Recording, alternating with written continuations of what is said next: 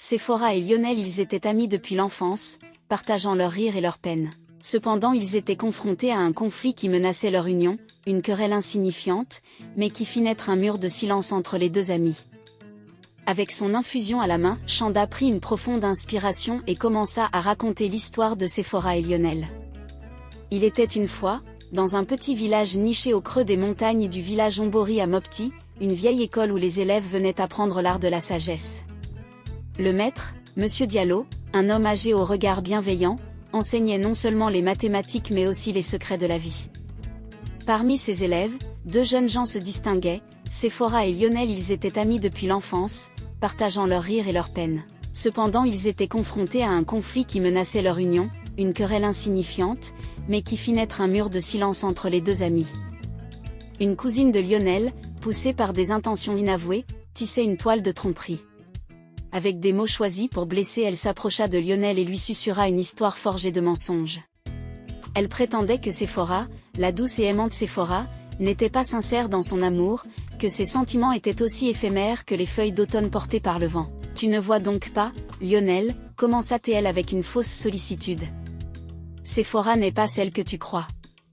Elle cache derrière son sourire des secrets, des ambitions qui ne tiennent pas compte de ton cœur. » La cousine raconta que Séphora avait été vue en compagnie d'un autre, partageant des rires et des confidences.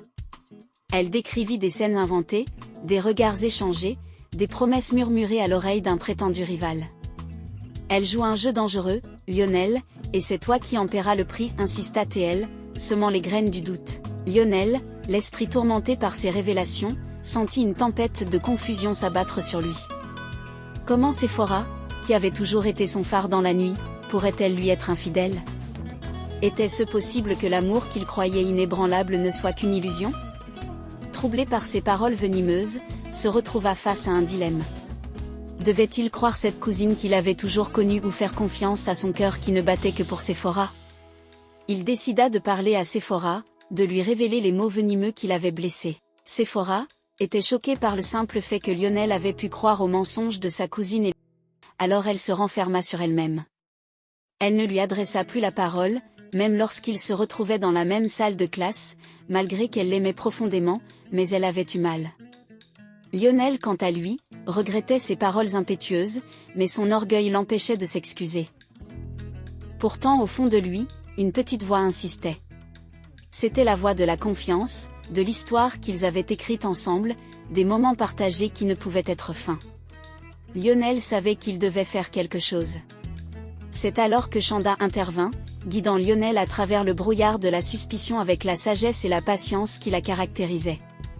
Mon cher Lionel, commença Chanda, le silence peut parfois révéler plus de vérité que les mots hâtifs.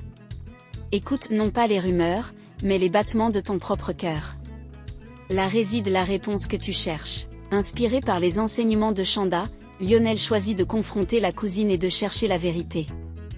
Avec détermination, il alla voir Séphora, lui ouvrant son cœur et ses craintes. Séphora, avec la patience et la compréhension qui la définissaient, rassura Lionel et dissipa ses doutes comme le soleil dissipe le brouillard. Ensemble, ils affrontèrent la cousine, dévoilant ses mensonges et réaffirmant la force de leur union. Et dans cet échange, il trouva la clarté.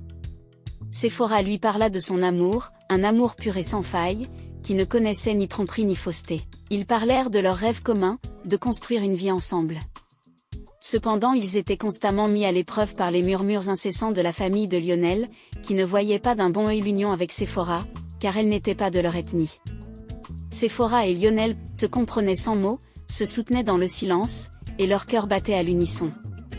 La famille de Lionel, ancrée dans les traditions et les coutumes de leur ethnie, regardait Séphora avec méfiance. Ils chuchotaient dans les coins, échangeaient des regards lourds de jugement, et laissaient entendre que leur fils méritait une épouse issue de leur propre culture. Ils craignaient que les différences culturelles ne soient insurmontables et que l'harmonie de leur lignée soit perturbée. Ces murmures n'étaient pas seulement des mots, ils étaient chargés d'une histoire ancienne, d'une peur de l'inconnu et d'une résistance au changement. Ils représentaient un mur invisible entre Séphora et Lionel, un test de leur engagement l'un envers l'autre. Lionel, tiraillé entre son amour pour Séphora et son respect pour sa famille, se retrouvait souvent perdu dans un océan de doutes. Séphora, voyant la lutte intérieure de Lionel, choisit de répondre non pas avec des mots, mais avec une patience et une compréhension inébranlables. Elle savait que l'amour véritable n'était pas seulement une question de passion, mais aussi de persévérance et de foi en l'autre. Elle contemplait souvent le ciel en se disant « Nous sommes sous ta protection et je me remets à toi, tout ce qui doit être sera en son temps » et elle était toujours remplie de gratitude d'où son calme et sa patience. Leur patience mutuelle devint leur bouclier, leur permettant de rester centrés et de se rappeler pourquoi ils avaient choisi de s'aimer. Avec le temps, cette patience porta ses fruits, car elle permit à la famille de Lionel de voir au-delà des différences superficielles et de reconnaître la profondeur de l'amour qui unissait Séphora et Lionel. Chanda marqua une pause et versa une infusion d'herbes rares, laissant la vapeur s'élever en volute dans l'air avant de poursuivre. Le silence de Séphora n'était pas un signe de faiblesse, mais une force tranquille qui permettait à Lionel de réfléchir. Dans ce silence, il trouva la clarté. Il comprit que l'amour véritable nécessite de la patience, non seulement envers soi-même mais aussi envers l'autre. Et c'est dans ce silence qu'il prit sa décision. Lionel, armé de courage, affronta sa famille.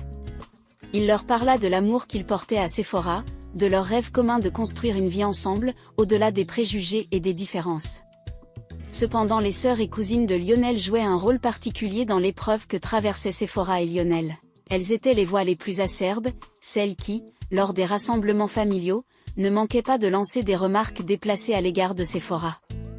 Leurs mots étaient comme des flèches empoisonnées, visant non seulement à blesser Séphora mais aussi à semer le doute dans l'esprit de Lionel, mais lui il se méfiait bien après en avoir fait l'expérience une fois.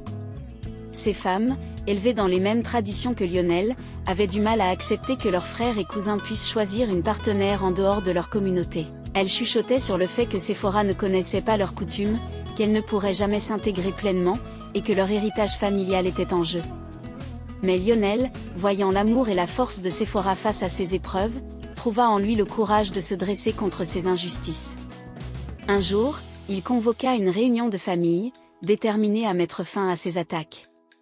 Avec une voix ferme et un regard qui ne flanchait pas, il s'adressa à ses proches. « Chères sœurs, chères cousines, je vous ai écouté, j'ai entendu vos inquiétudes et vos doutes. Mais aujourd'hui, je suis ici pour vous parler de Séphora, la femme que j'aime.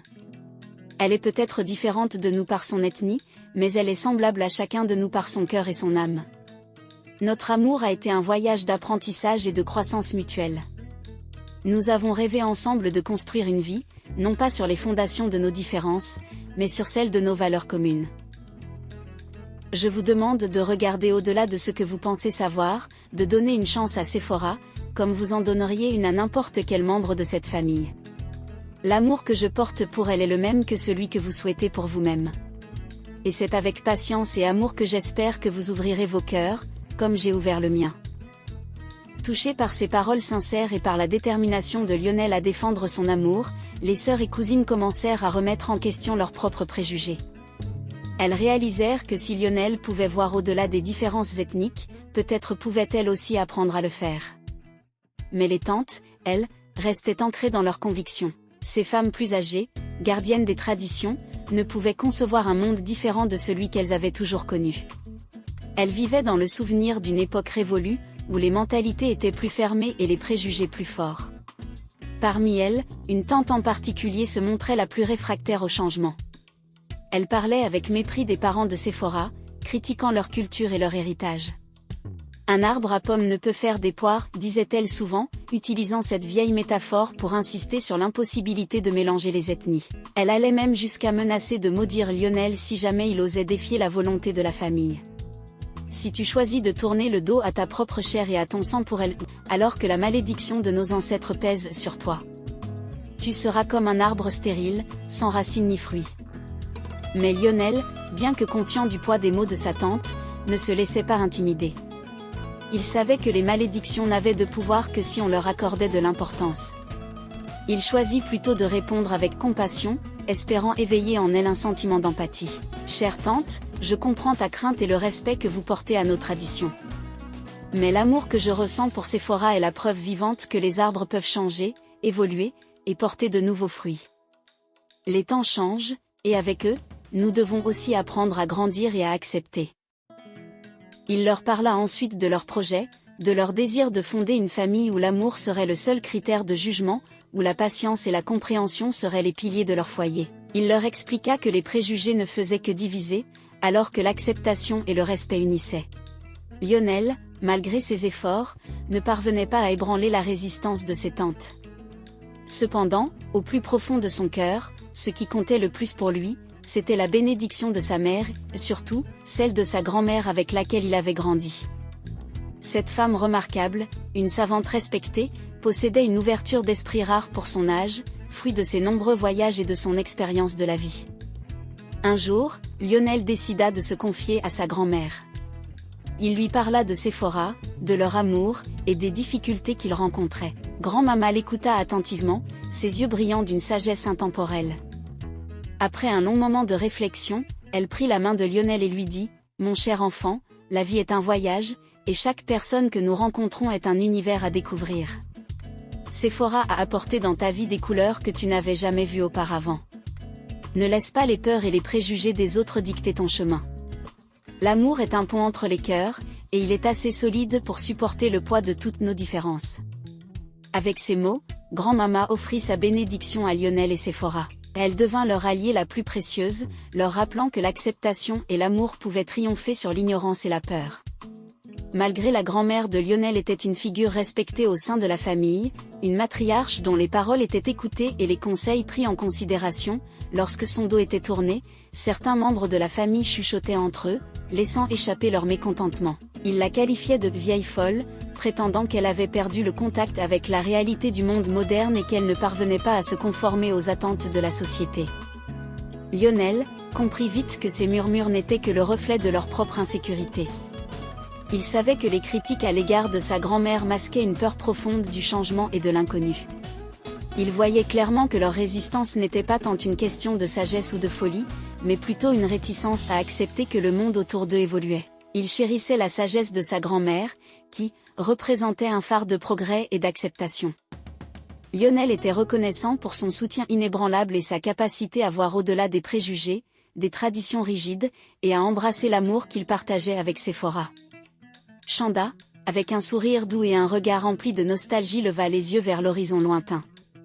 Et c'est ainsi que l'histoire de Lionel et Séphora trouve son écho dans le cœur de chacun, dit-elle. Elle se leva, ses mouvements aussi fluides que les histoires qu'elle raconte, et continua, « J'ai vu des mondes changer, des cultures se rencontrer et s'entrelacer. J'ai appris que l'amour est un langage universel qui transcende les frontières et les générations.